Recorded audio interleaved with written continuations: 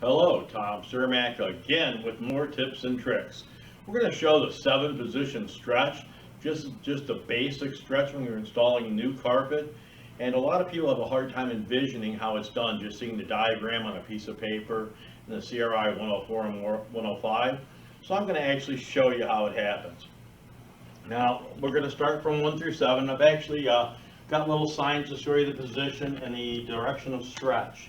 So the first position is position 1, and basically what you do is you attach about 3 foot on each side of the wall with a knee kicker. This is a knee kicker. Now remember, the knee kicker is made to position the carpet and to put it on the pins so that once the carpet is firmly attached to the pins, carpet goes across the pins and catches. Then you can stretch the opposite way and get proper tension. So basically, to kick from here, I'm going to start in the corner. Now you want to move the head when you're doing this, whether you're using a knee kicker or a power stretcher. You want to move the head, the width of the head. See, a lot of people will knee kick this and they'll move it to here, and they'll move it to here, and they'll move it to here. They don't have any good tension in between. So the proper way to do it is to take and do your kick, and I'm not kicking that hard, and tuck it in, and then I move over to the side that I've stretched, and I'm going to kick and tuck, and I'm going to do that whole 3 foot section, but I'm moving the kicker the width of the head, not much further. Okay? And I want, like I said, 3 feet. So we'll go to, maybe one more kick. Okay? So now I've got this wall knee kicked in. It's not stretched, it's just knee kicked. And then I'll start the same thing here, and I'll do the first few kicks. Unfortunately, I have to be on the carpet that's unstretched, but I'm only attaching the pins here, so it's not as imperative as when you're using the wall stretcher. And then I switch to the opposite side, kick, and tuck, kick, tuck, and I just work my way down the wall. Now all I'm trying to do is move the carpet forward enough that it's on the pins. And the reason I just did that is to push the carpet onto the pins. And actually there are several ways you can do that. A lot of people use what's called a stair chisel or a stair tool, which is basically a big chisel, looks like this, only heavy metal, and they'll take the end and they'll go like this. And the reason they do that is to make sure the carpet is securely on those pins so that when they start stretching, they're actually stretching the carpet and not pulling it off the pins, which makes good sense. Save the camera. Okay, there's another tool. There are several different tools to do this. This is called a speed tucker or speed tuck, and it's got little wheels that push the carpet into the gully, and then it has a steel plate, and when I go across the carpet, it pushes it onto that tackless really well for me. Just make sure that it's well adhered to the tackless before I do any stretching. So position 1 is this corner, and it is done. Position 2 is the power stretch from this wall to the other wall. Let me just move the power stretcher real quick for you.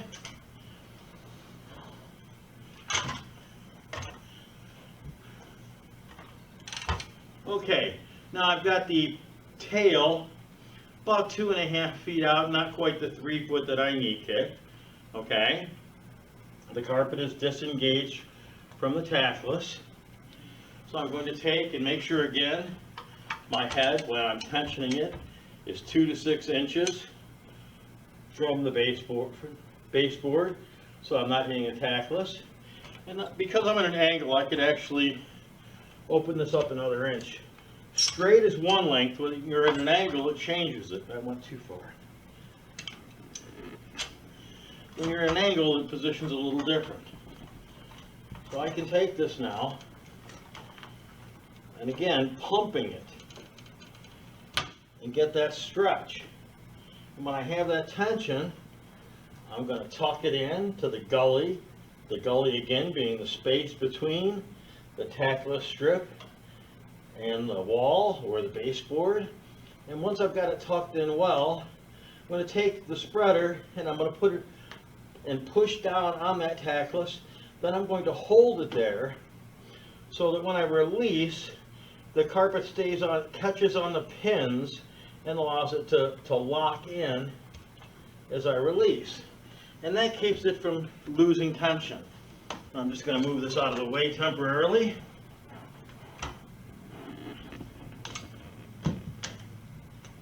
Position 3 is we have knee kicked to this point, about 3 foot out, and now we're going to knee kick the rest of this wall. Again, knee kicking is only positioning.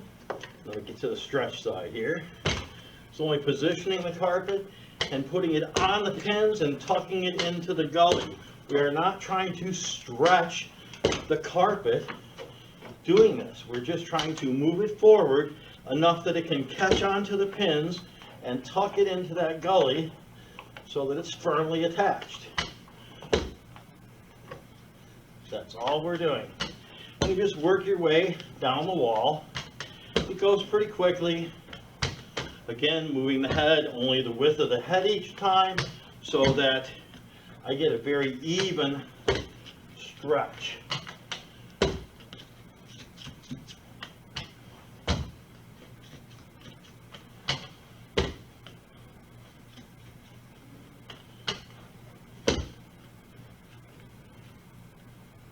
Make sure I get it well adhered down into that gully. And let me know when. Okay, so position 3 is knee kicked and tucked along this entire wall. So I now have position 1, 3 feet from there over this way. On both walls, position 2 stretched to this corner, position 3 tucked in. So basically this wall is secured. Position 4 is next.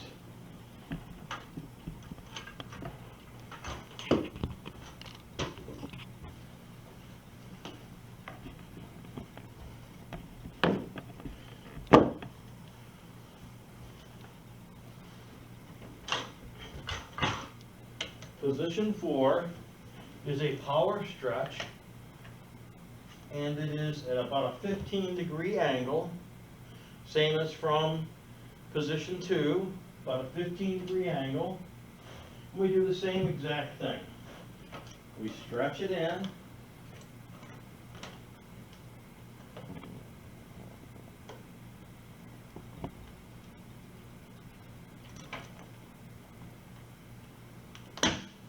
Okay, now I notice a little bit of a gap here where the carpet is not quite up against this wall, and although position 5 is to knee kick it, I want to get it closer to begin with so that I don't have that gap and so that my carpet is straight.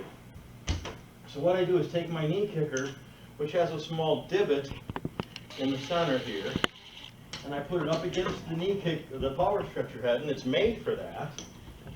And then I just kick it a little bit, and it moves the entire carpet up against that wall for me. Now that I've got it positioned properly, I can go ahead and tuck the carpet into the gully.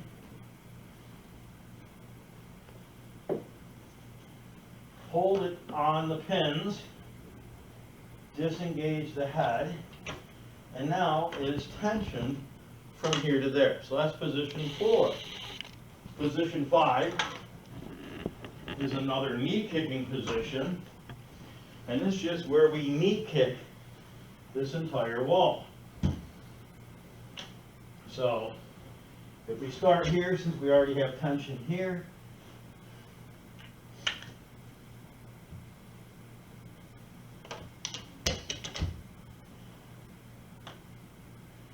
make sure that it's not stuck on the tackle so it actually moves forward. You can see it moves forward and curls up a little bit. So I definitely have tension on it. Alright?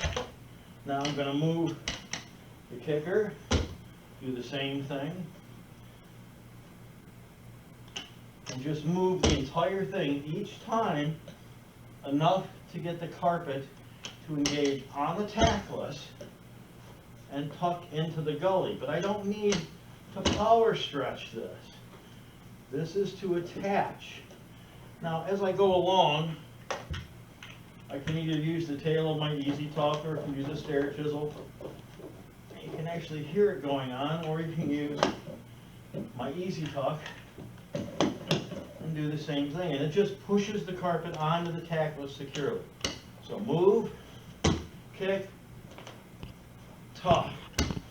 Move, kick, tuck. Move, kick, tuck. It's pretty simple. You just work your way down the wall. You can actually hear it going on in the tackless as I do this.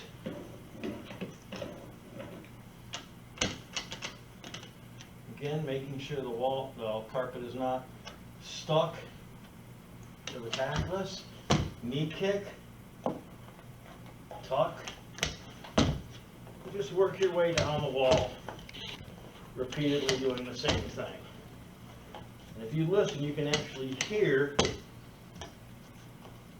as it's engaging.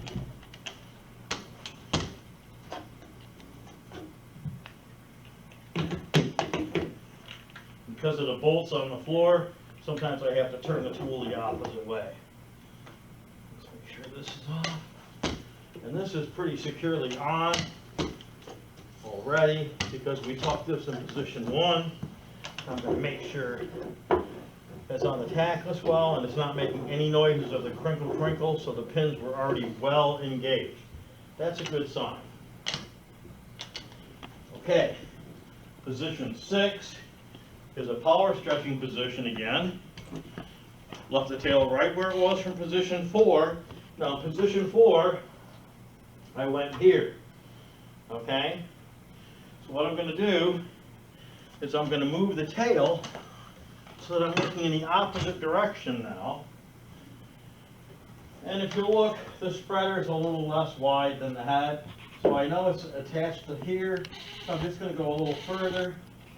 And I'm going to start working at a 15-degree angle going this way now, as the diagram shows. So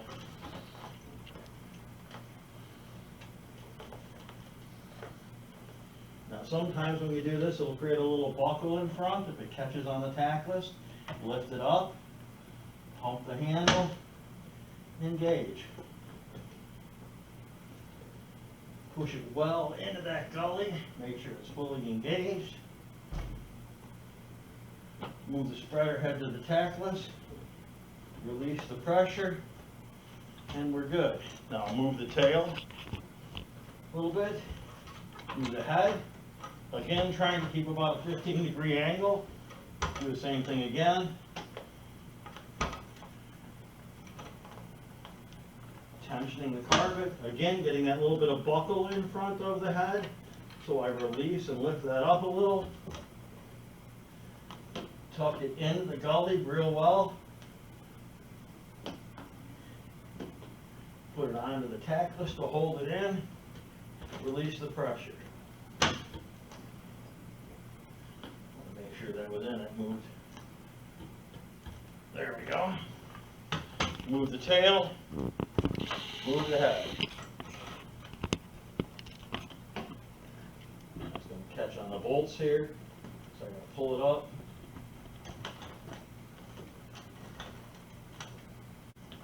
I just started it, so keep going. Okay, release the pressure. I'm going to move the tail one more time before I move the stretcher board. Again, making sure it's not caught. It likes to catch on these bolts. I want to make sure it's lifted up. Pumping to create that relaxing action so I don't tear the carpet.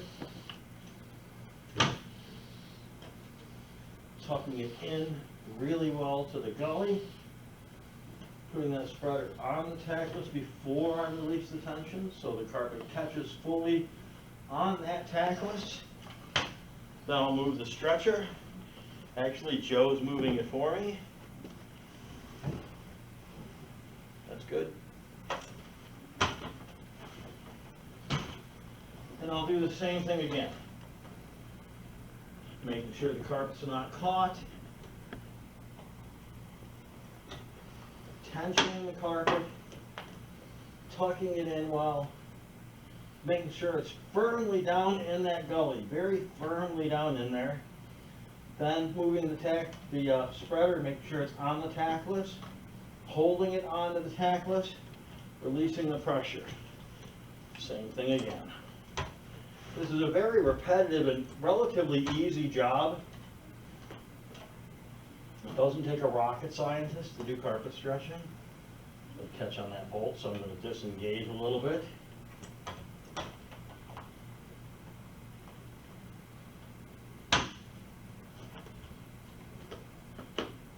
Tuck it in. Get it into that gully well. Release that pressure. Carpet stays right where it goes.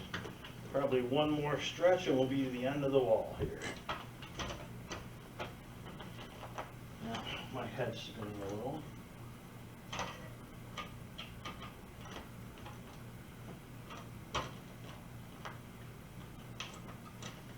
Make sure it's not catching on that bolt.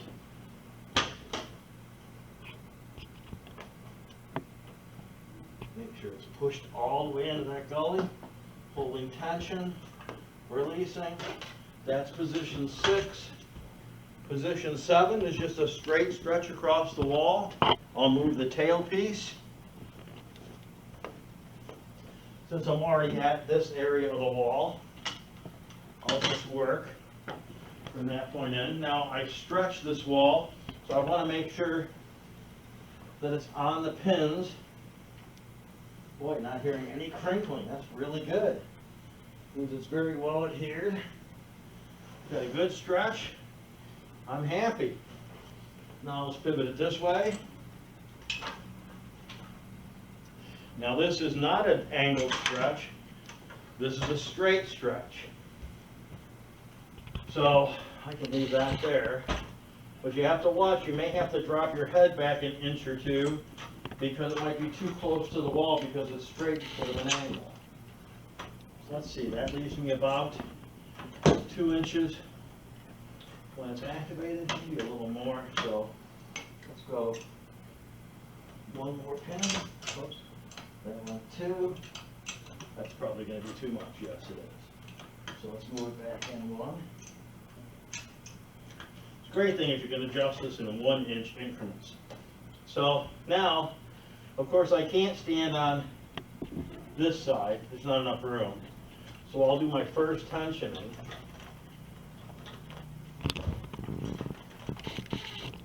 From this side, because there is no other choice.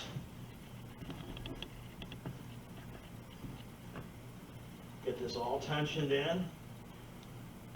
Then I'll release the head. You can see the carpet only moves back a small amount. Now, I will move the head and the tail.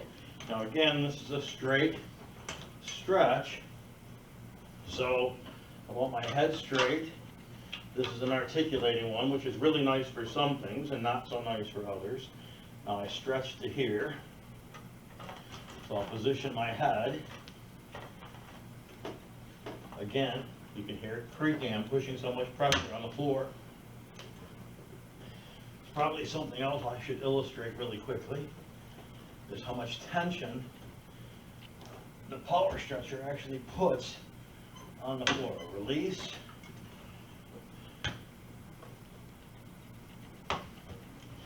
Okay, Joe, do me a favor, and can you, well, we'll wait till the end of the video and I'll show the tension. It'll be easier than doing it in the middle of the video. People say a lot of times they can use a knee kicker and do this. There's no way humanly you can exert as much force with your knee, and I don't care if you're a 450-pound gorilla, as you can with a power stretcher. A power stretcher uses leverage. It's a mechanical advantage. It can do things I can't. So I don't try to duplicate it by beating my body to pieces. Release. Move. Again, moving the width of the power stretcher head or slightly less each time, not more.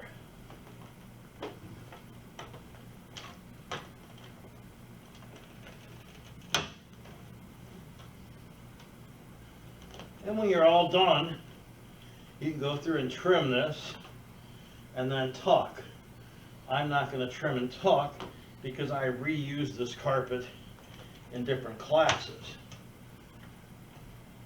Joe's moving the tailboard for me. And again, move, position, the width of the head.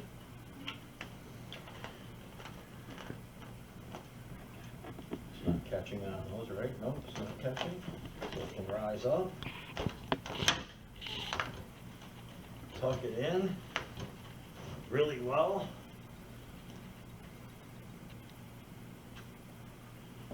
And then if your carpet spreader's about lined up with where the end of your power stretcher head is, when you disengage, you don't have to guess where you just were. You just move. So, and you just work your way down the entire wall like this. It's a pretty simple process. Now I'm explaining and talking while I'm doing it.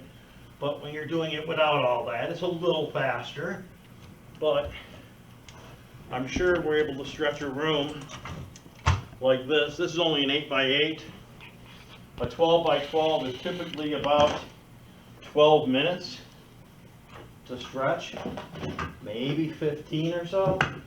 And then trim is a few more minutes. So it's pretty simple stuff. The width of the head. Now because I'm short on the width, what I'll do is I'll come back and I'll just stretch half the width, okay? So that I can get a good stretch.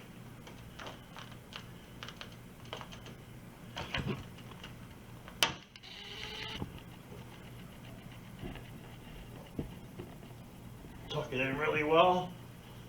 Make sure it's on. Use the spreader to hit the tackless. Push it in, release the pressure. My last stretch is really only going to be half the width of the power stretcher head.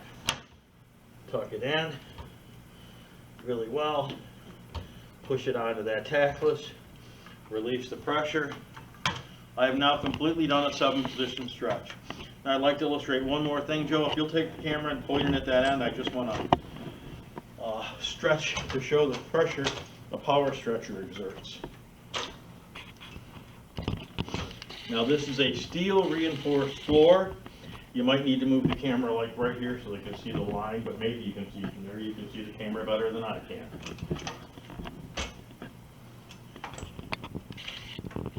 Okay, this is a very heavily built floor, steel reinforced.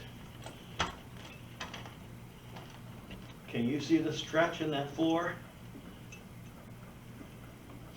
That's how much force I'm exerting on that wall.